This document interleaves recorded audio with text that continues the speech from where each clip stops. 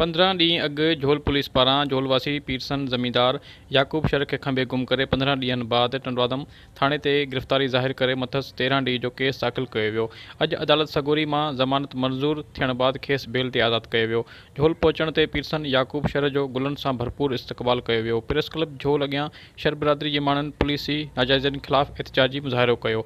उन मौक़े ते ज़मानत ते आज़ादु थियल याकूब शर ऐं ॿियनि चयो त असांखे कपिड़ा मुंहं ते ॾेई ऐं 16 मेल ते उते विहारियऊं। उते कैमरा रसी आहे। उतां वरी सूबेदार फ़ोन कयो त बाबा हितां जल्दी वठी वञो हिननि खे।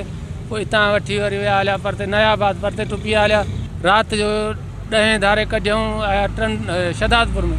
पोइ यको छोकिरो ई मूंखां गुम करे छॾियऊं। पोइ वरी टंडरे आदम थाणे ते उते सुम्हारियऊं। सिज खां अॻे निमाज़ महिल वरी हितां खणी वरी हलिया विया। अलाए किॾां जो किॾां खयो वञनि, कॾहिं कंहिंजे उताक ते तरसाइनि। सांगड़ खां वठी यको मुसलसिल असांजा एहतजाज हलंदा रहिया ऐं उन खां पोइ याकूब खे जेको आहे टंडरे आदम थाणे ताईं हिकिड़ी कुड़ी FIR करे ऐं उनखे जेको आहे 13 ॾींहं केस में चालान करायो वियो।